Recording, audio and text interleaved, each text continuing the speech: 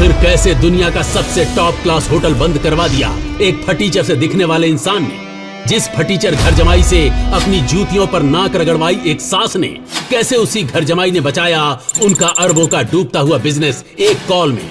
जिस सड़क छाप पति का चेहरा भी देखना पसंद नहीं करती थी उसकी बीवी, कैसे उसने गिफ्ट किया दुनिया का इकलौता डायमंड लैपटॉप अपनी बीवी को? जो फटीचर घर जमाई चाय तक उधारी के पैसों पर पीता था, क्यों उसका बैंक अकाउंट देख छूट गए सबके पसीने? अरे फटीचर, ये 7 स्टार होटल है, कोई ढाबा नहीं कि मुंह उठाकर चले आए। अंदर कहाँ चला जा रहा है? भाई साहब मेरा यकीन कीजिए, अंदर मेरी मीटिंग है आधे घंटे में। तेरे कपड़े फटे हुए, चप्पल में छेद हो रखा है और तू कह रहा है कि आधे घंटे में तेरी मीटिंग है यहाँ।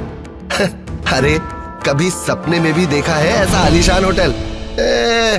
झूठ बोले जा रहा है। चल भाग यहाँ से। मेरे यकीन करो, मेरा अंदर जाना बहुत जरूरी है। मेरी रूम की भी मेरे मैनेजर के पास है अंदर। अबे चल जाए यहाँ से, वरना मार मार के मोर बना दूंगा, समझा? शिवम 7 स्टार होटल के अंदर घुसने के लिए एड़ी तक का जोर लगा चुका था, मगर उसके हुलिये को देखकर वहां मौजूद सिक्योरिटी गार्ड ने उसे अंदर घुसने नहीं दिया। तभी शिवम की पत्नी दृष्टि, जो शहर के सबसे अमीर खानदान से बिलोंग करती थी, शिवम और दृष्टि सिर्फ नाम के पति पत्नी थे, क्योंकि उनकी शादी दृष्टि के दादाजी ने जबरदस्ती करवाई थी, जिसके बाद शिवम इनके घर में एक नौकर और घर जमाई बनकर रहने लगा। दृष्टि मेरा अर्जेंट अंदर जाना बहुत जरूरी है। मेरा रूम भी बुक है, बस तुम मेरी एंट्री करवा दो इन्हें बोलकर, क्योंकि ये मुझे अंदर नहीं जाने दे रहे। शिवम दृष्टि से गिड़गिड़ाते हुए रिक्वेस्ट करने लगा, मानो जैसे उसे बहुत बड़ी इमरजेंसी हो और उस होटल में जाना उसके लिए वाकई बहुत जरूरी हो। पर शिवम, जो एक छोले कुलचे बेचने वाला मामूली सा लड़का है, अनाथ है, उसका इस होटल में क्या काम?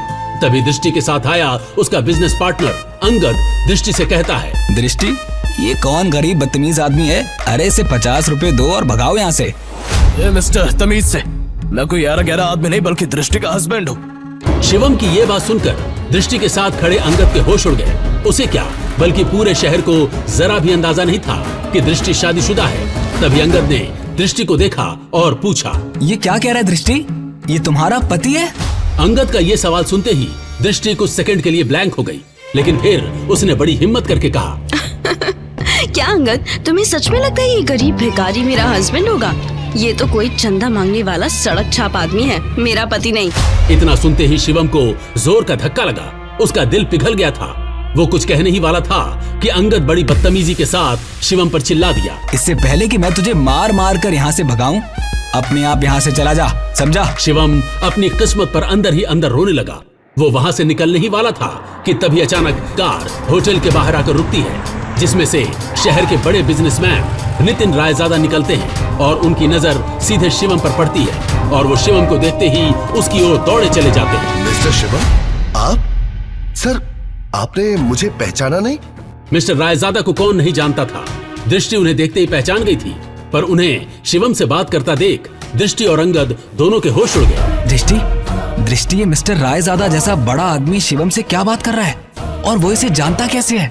वही तो मुझे भी समझ नहीं आ रहा है। 5000 करोड़ की कंपनी के मालिक को कैसे जानता है? जरूर ये मिस्टर रायजादा का ड्राइवर होगा।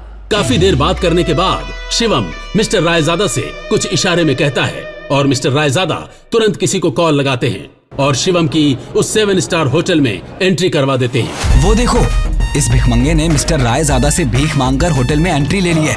पता नहीं अंदर जाकर क्या करेगा। तभी दृष्टि भागते हुए मिस्टर रायजादा के पास जाकर पूछने लगी, हेलो मिस्टर रायजादा, मैं नारायण ग्रुप ज्वेलर्स की CEO हूँ। बुरा ना माना तो मैं पूछ सकती हूँ, क्या आप उस भिखारी को कैसे जानते हैं जो अभी अभी आपके पास खड़ा था? भिखारी? You mean mister Shivam? Are you kidding? आप मिस्टर शिवम को भिखारी कह रही हैं? मैडम, लगता है आप मार्केट में काफी नई हैं, वरना ऐसे सवाल नहीं पूछती। अच्छा, मैं चलता हूँ। इतना कहकर मिस्टर रायजादा वहाँ से चले जाते हैं और दृष्टि सोच में पड़ जाती है कि आखिर ये मिस्टर रायजादा ने क्या कहा। और दूसरी ओर शिवम तेजी से होटल के अंदर भाग रहा होता है कि उसे वहाँ उसका मैनेजर खड़ा दिख जाता है, जो शिवम से मिलकर कहता है, शिवम सर, हेलो, और ये रहा आपका ब्लैक टक्सिडो सूट। आज की मीटिंग के लिए आप कॉरिडोर से अपने रूम में चले जाइए, क्योंकि आपके पास ज्यादा टाइम नहीं है, गेस्ट आ गए हैं। और ये भी रखिए आपके रूम की की। शिवम तेजी से वहाँ से भागते हुए अपने रूम की तरफ निकल जाता है, पर तभी अचानक वो उसके सामने से आ रहे एक आदमी से टकरा गया, जिससे वो आदमी नीचे गिर पड़ा। Oh no! अंधे कहीं के, ये 7 स्टार होटल है, तेरी कॉलोनी का पार्क नहीं। तू जैसे भिखारी को यहाँ किसने घुसने दिया? देखिए सर, I'm सॉरी, मैं जल्दबाजी में हूँ इसीलिए आपसे टकरा गया। अब मेरी मीटिंग, मुझे जाना होगा, सॉरी। मेरे होते हुए तो इस होटल में 2 मिनट भी नहीं रुक सकता। तू जानता नहीं है तूने किस आदमी से टक्कर खाई है। और तभी वो आदमी इतना कहते हुए शिवम का रास्ता रोक देता है और वहाँ 6 बॉडीगार्ड्स आ जाते हैं और आकर शिवम को पकड़ लेते हैं। तेरी इतनी हिम्मत, तूने हमारे सर को धक्का मारा। तू शायद जानता नहीं, ये इस होटल के मालिक हैं। सर, मेरे लिए इस समय ये मीटिंग बहुत जरूरी है, मैं आपसे माफी मांगता हूँ, प्लीज मुझे जाने दीजिए, मुझे इमरजेंसी है। इसका ये भाड़े का सूट जमीन में फेंक कर गंदा कर दो। मैं भी देखता हूँ इस जैसा भिखारी कैसे मीटिंग अटेंड करेगा। 2 कौड़ी का नौकर और 2 कौड़ी की इसकी कंपनी, पता नहीं कैसे कैसे लोगों को जॉब दे देते हैं। No sir, no. शिवम की आंखों के सामने वो बॉडीगार्ड शिवम का सूट जमीन पर फेंक कर गंदा कर देता है और शिवम उनसे बस रिक्वेस्ट ही करता रह जाता है। जब वो शिवम का सूट जमीन पर फेंक देता है तब शिवम गुस्से में उठता है और उस बॉडीगार्ड को जमीन पर गिरा देता है। शिवम फिर गुस्से में चिल्लाते हुए कहता है, हाउ डेयर यू, तू होता कौन है मेरा सूट गंदा करने वाला? एक 7 स्टार होटल का मालिक होने से अपने आप को बहुत बड़ा आदमी समझने लगा है क्या? अब देख, अगले 10 मिनट में तेरी बर्बादी शुरू होगी। शिवम के इतना कहते ही वहाँ खड़े लोग और बॉडीगार्ड शिवम पर जोर जोर से हंसने लगे। तभी उस होटल के मालिक ने शिवम की बेइज्जती करते हुए कहा, तुझ में अकड़ बहुत है, मैं यहीं खड़ा हूँ, चल दिखा क्या कर सकता है तू।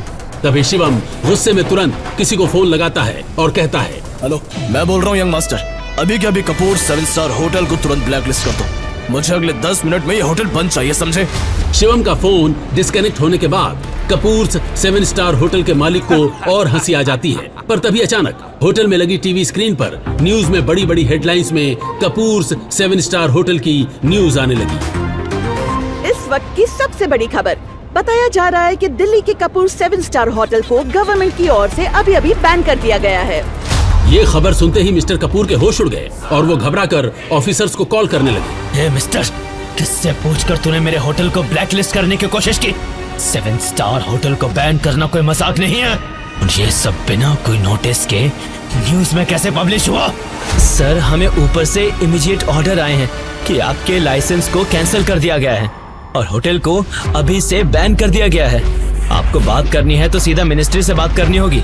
मिस्टर कपूर को कुछ समझ नहीं आ रहा था, पर तभी उन्होंने शिवम को देखा और उसने कहा, मैंने कहा था ना 10 मिनट के अंदर अंदर तुझे सड़क पर ला दूंगा, तेरा होटल बंद करवा दूंगा।